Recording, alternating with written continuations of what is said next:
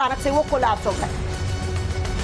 हमले के बाद शिंजो आबे की हालत गंभीर बताई जा रही है। स्थानीय मीडिया के हवाले से खबर जो आ रही है, जापान के मीडिया के माध्यम से जो खबर आ रही है वो हम आपको बता रहे हैं। हमले के बाद शिंजो आबे की हालत गंभीर है, उन्हें अस्पताल ले जाया गया है और पल पल की अपडेट जो है वहां की मीडिया जो है वो दे रही है, लेकिन आधिकारिक स्टेटमेंट, ऑफिशियल स्टेटमेंट अभी तक सामने नहीं आया है।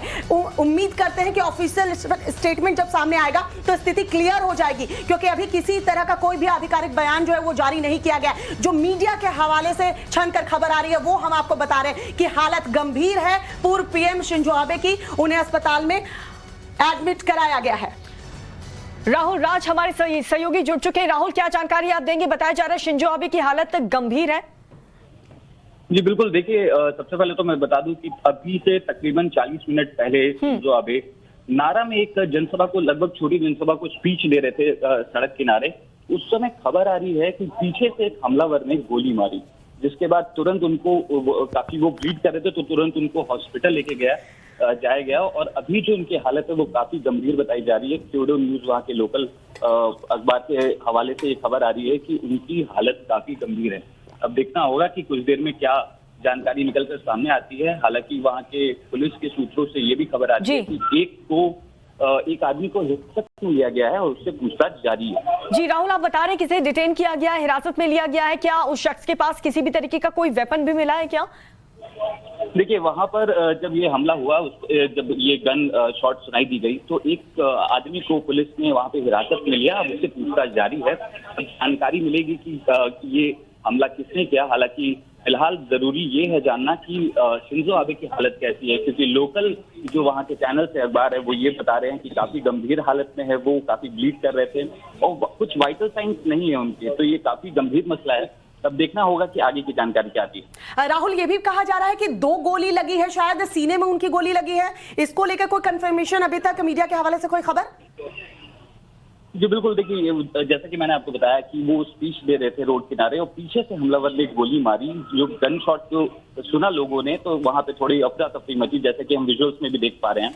और उसके बाद वहां पे पुलिस ने उनको हॉस्पिटल ले जाने की, मतलब सबसे पहली प्रायोरिटी यही थी कि तुरंत उनको हॉस्पिटल ले जाया जाए। और सबसे इम्पोर्टेंट खबर यही आ रही है कि कोई वाइटल साइंस शो नहीं कर रहे हैं शिंजो आबे, तो ये काफी गंभीर मसला है। अब देखना होगा कि क्या जानकारी निकल के सामने आई है।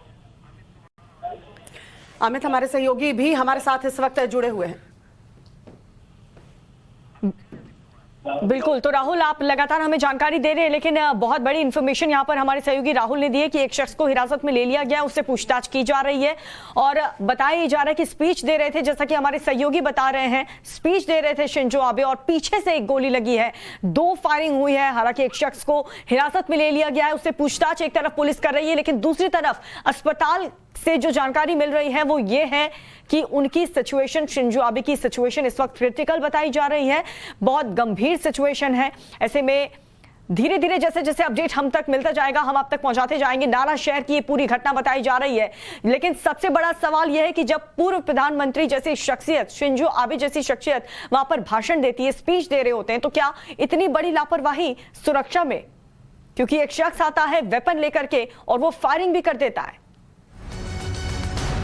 तो बड़ी खबर इस वक्त की आपको बता रहे हैं, पीछे से शिंजो आबे को गोली मारी गई है। स्पीच जब दे रहे थे तो पीछे से गनशॉट की आवाज आई। हमले के बाद शिंजो आबे की हालत गंभीर बताई जा रही है, जल्दी से जल्दी उन्हें अस्पताल पहुंचाया गया, लेकिन हालत गंभीर बताई जा रही है। ये तमाम खबरें जो हैं जापानी मीडिया के माध्यम से छनकर आ रही है, जो हम आपको दे रहे हैं। ऑफिशियल स्टेटमेंट बार बार हम कह रहे हैं कि अभी तक सामने नहीं आ रहा है और इसलिए हमें इंतजार करना होगा कि ऑफिशियल स्टेटमेंट जापान की तरफ से क्या जारी किया जाता है। प्राथमिकता यही है कि शिंजो आबे को जल्द से जल्द उपचार मिले, वो ठीक हो जाए। सभी इस वक्त यही कामना कर रहे होंगे कि शिंजो आबे ठीक हो जाए। गोली उन्हें लगी है, ये चश्मदीद का बयान है कि जब वो भाषण दे रहे थे, जब वो स्पीच दे रहे थे, उस दौरान पीछे से हमलावरों ने गोली चलाई। गनशॉट की जो आवाज आई वो उनके पीछे से आई है और उन्हें गोली लगी है। शायद इसलिए वो कोलैप्स कर गए, वो गिर गए अचानक से और उसके बाद वहां अफरा तफरी का माहौल हुआ। लगातार वो तस्वीर भी आपको टीवी स्क्रीन पर दिखा रहे हैं, जब आनन फानन में उन्हें वहां से उठाकर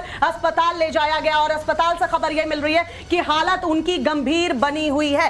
सवाल यह उठता है कि शिंजो आबे को कौन अटैक करना चाहता था, क्योंकि ये सबसे ज्यादा लंबे कार्यकाल तक रहने वाले प्रधानमंत्री हैं जिन्होंने जापान के विकास के लिए बहुत काम किया था। साथ ही साथ प्रधानमंत्री नरेंद्र मोदी के साथ अगर रिश्ते देखें और भारत के साथ जापान के रिश्ते देखें तो उस दौरान जब पीएम के कार्यकाल में थे तो उस दौरान बहुत सारे जापान और भारत ने ऐसे द्विपक्षीय बातचीत की, ऐसी दोनों के बीच में ऐसी जान पहचान हुई थी प्रधानमंत्री नरेंद्र मोदी के साथ भी कि उसको लेकर हम सोच रहे थे कि जापान से हमारे रिश्ते काफी अच्छे हैं। लेकिन अब ये बात कि आखिरकार शिंजो आबे पर अटैक क्यों हुआ, उन्होंने तो इस्तीफा भी दे दिया था, उनकी तबियत काफी लंबे दिनों से बीमार चल रही थी और उसके बाद उन्होंने इस्तीफा दे दिया था प्रधानमंत्री पद से। अब जब वो एक स्पीच दे रहे थे जापान के नारा शहर में तो उनको पीछे से हमलावरों ने हमला किया, गोली चलाई। रविकांत हमारे सहयोगी इस वक्त हमारे साथ फोन लाइन पर जुड़ चुके हैं। रविकांत, जो इंफॉर्मेशन मिल रही है वो ये कि पीछे से हमला किया गया, गोली लगी है, लेकिन घटना के पीछे की जानकारी अगर ले, कौन अटैक करेगा, क्या कारण हो सकते हैं आखिरकार?